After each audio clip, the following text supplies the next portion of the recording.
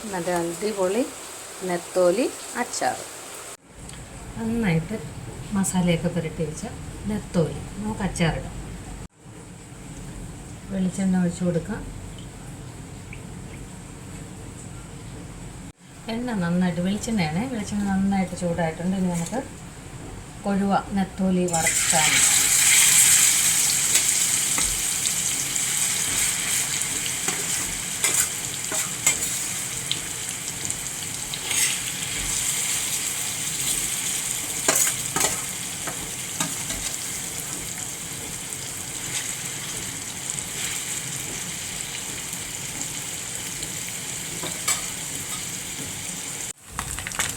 മൂത്ത് വന്നിട്ടുണ്ട്. നമുക്ക് ഇതിനൊന്ന് ഇറക്കാം.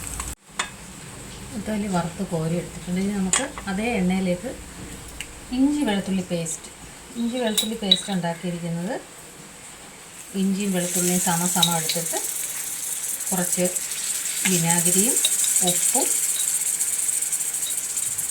കുറച്ച് ഓയിലും ചേർത്തിട്ടാണ്. ഇനി നമുക്കതിനെ ഒന്ന് മൂപ്പിച്ചെടുക്കാം. ഇതേ എണ്ണയിൽ തന്നെ മതി. മൂപ്പിച്ച് റെഡിയാക്കി.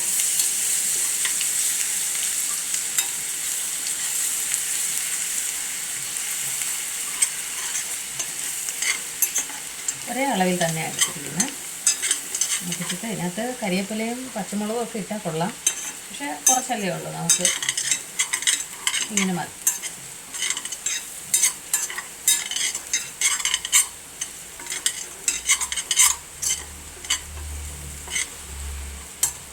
വഴണ്ട് വന്നാൽ മതി.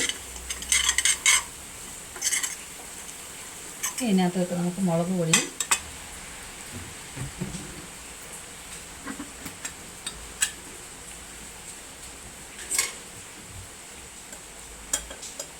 ഒരു 2 ടീസ്പൂൺ മുളക് പൊടി,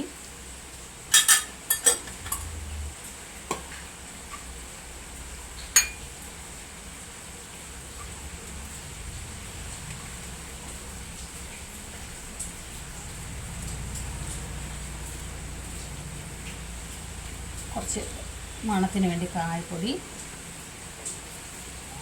എല്ലാം ഇട്ട് നമുക്കൊന്ന് ഇളക്കി.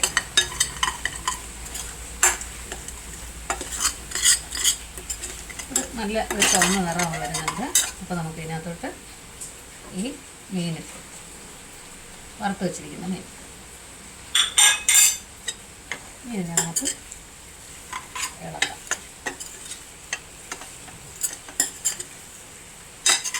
ഇതിനകത്തേക്ക് നമുക്ക് ഒഴിക്കേണ്ടത് വിനാഗിരിയാണ്.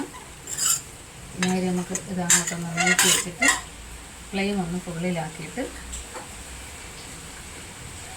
വിനാഗിരി ഒഴിക്കും. വിനാഗിരി ഇവിടെ തന്നെ ഒന്ന് തിളക്കുമ്പോഴത്തേക്ക് നമുക്ക്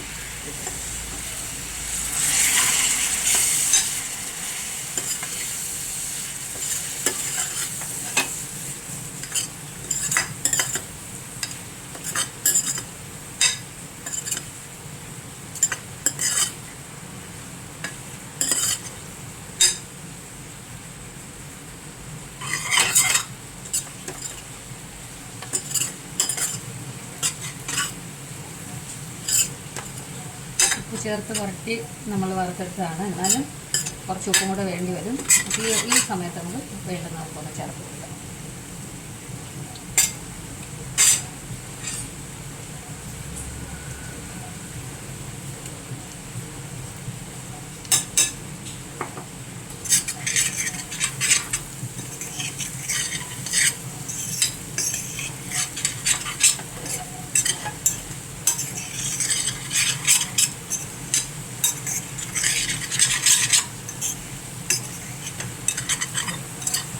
അച്ചാർ റെഡി.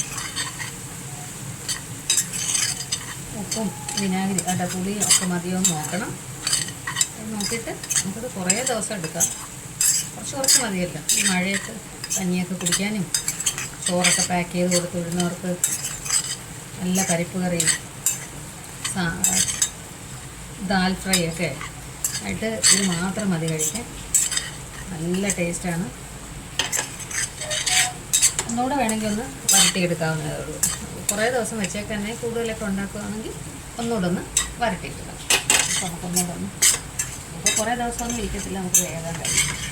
അപ്പോൾ എന്തായാലും എല്ലാവരും ചെയ്ത് നോക്കണം. Thank you.